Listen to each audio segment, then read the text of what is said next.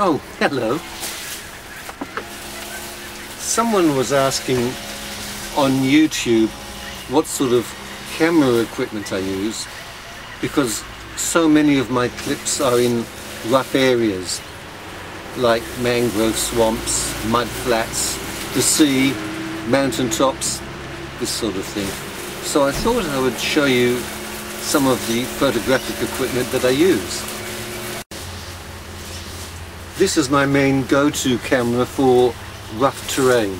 It's waterproof down to about 5 feet, dustproof, sandproof, mudproof and impact-proof from about 4 or 5 feet high, which is about shoulder height, onto a hard surface. It should survive. And it's nice and small, it fits into the pocket and fits nicely into the hand for photographing. So that's my main camera when I know that a fragile camera may not survive. Do you know, it's a lovely day out there. Why don't we take this whole shebang outside and continue there, yeah? Come on, let's go. Look at the mud. This thing goes under. We're on a floodplain here, and after heavy rain it goes under. You can just about see the top of that roof. See the mud on the table and the benches, even on the ledge here. Anyway, we'll set up here, and as you can see by the dirt, mud and dust on the case, I do tend to, I won't say mistreat it, but I certainly test it out. I've taped this material over the microphone as a wind blocker, so as you don't get the wind noise when I'm shooting, and it works very well. I've just taped it with a bit of sticky tape. This one,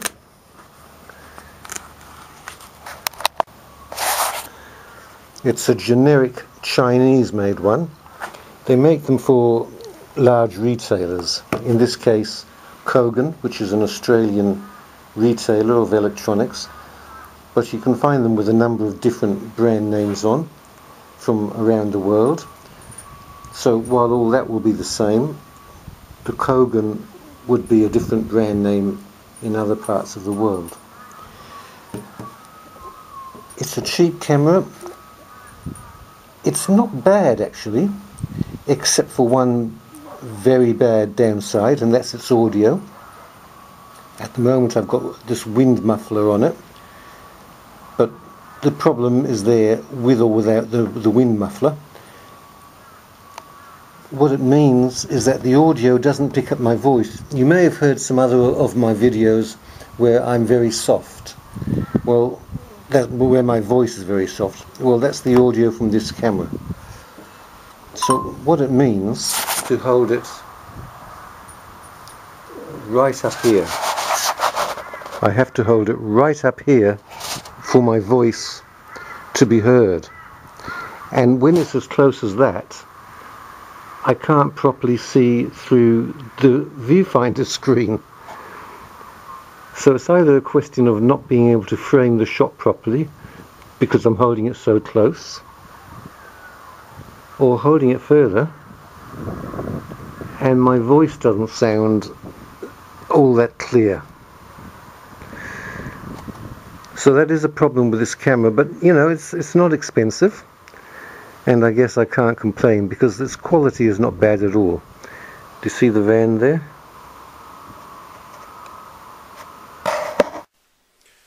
This is the Canon DSLR. The model is a 600D. This is the body only. And here are the lenses.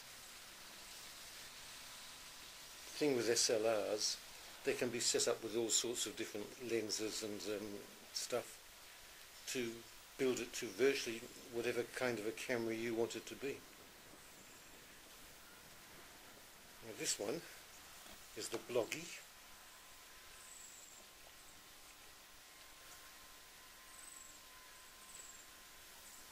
made by Sony. I bought it because you can slip it into your pocket. But since I have bought it, I've realised I may as well use the phone camera. It's slimmer and it's probably just as good. Okay, I'll start to set this up. This is the Canon D600 DSLR. It's the most fragile of the cameras I've got, and the best quality, and by far the most expensive. From memory, I think this cost me, I think about somewhere between $700 and $800. And then if you get yourself really good lenses, they can cost $1,000 or $2,000 if you get yourself the most expensive lenses, which I don't, because I'm not in a movie studio, and that's the people who spend on the big, good quality lenses. Anyway, I'll set it up to show it to you. Okay, here it is. I've got it set up with a telephoto lens, an eyepiece, a flare control to stop the light getting into the lens.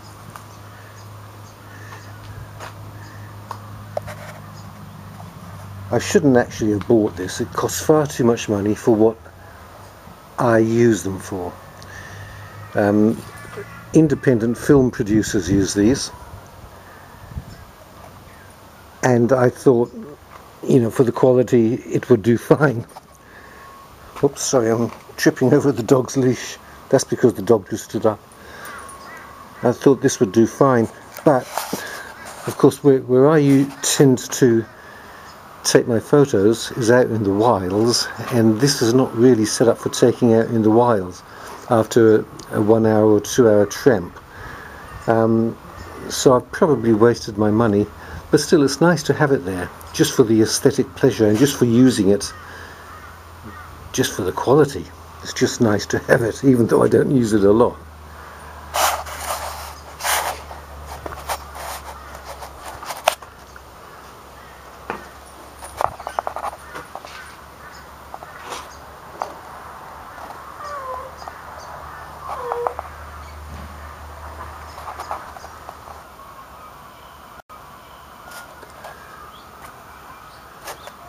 A good tripod is a must.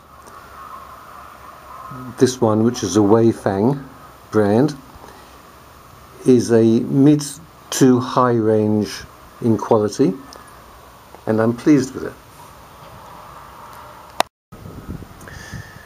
This is a monopod.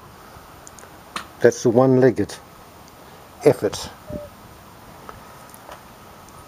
I like it. Again, with this particular camera, this is the robust camera, because I can put it down like that and use it as a walking pole, as a walk. So it has more than one use. As a pole or as a monopod, I can make it higher or lower. That little contraption down there folds down so that I can put my foot on it to make it even more stable. So if I'm going into wilder country, uphill and down dale, I use this, and if it is wild country, I use that. And I have a walking stick as well as a stabilizer.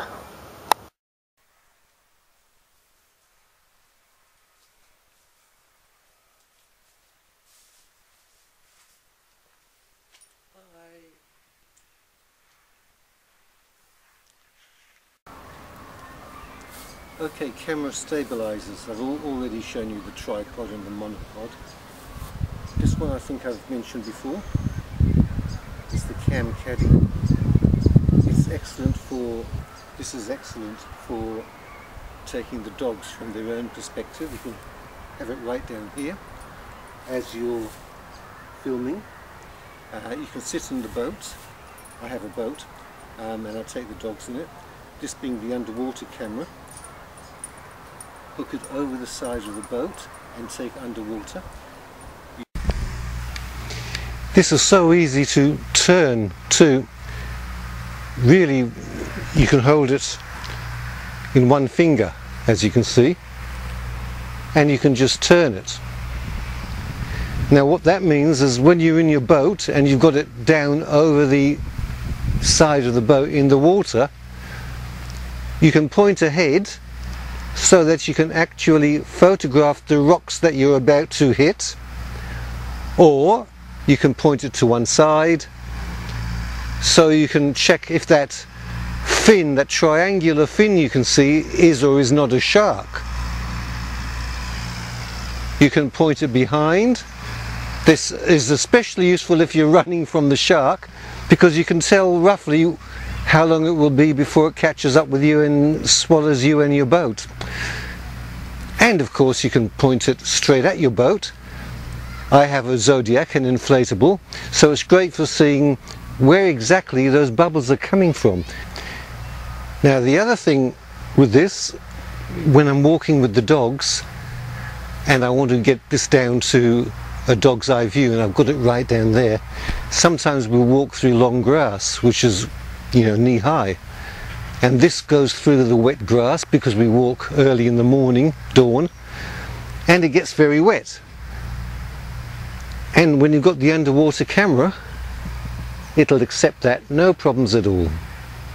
So this stabilizer plus this very tough camera go together, what is it, like love and marriage, horse and carriage. Okay, there's another stabilizer I have, which is a shoulder mounted one. Goes on like that, comes forward, open it up so I can see in it. Now,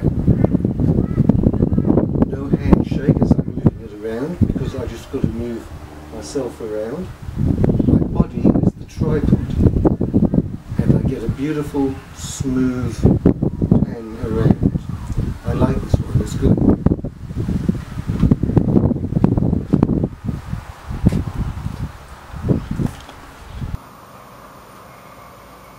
Having two cameras is great because it can show me talking to that camera while I'm actually being taken on that camera. I think that's really all I've got to tell you. Safety, security, your lenses need to have their own bags, because when you've got them in the camera bag, especially if you're walking around, you've got the camera bag around your shoulder, you don't want them swirling to and fro in the bag just like that. They need to be in the neoprene bag. And the only other thing is glasses. You're going out in the sun, this is Queensland, semi-tropical, harsh sun. You're coming into the shade as I am now. Sunglasses off, sunglasses on, sunglasses off, on. The camera itself, all the little twirly knobs and things that have to be set up, you need your reading glasses. On, off, on, off. So what I've done, this is a great idea. I have my reading glasses and I have my sunglasses wherever I go. And that's it. That's my photography setup. Now, where are the dogs?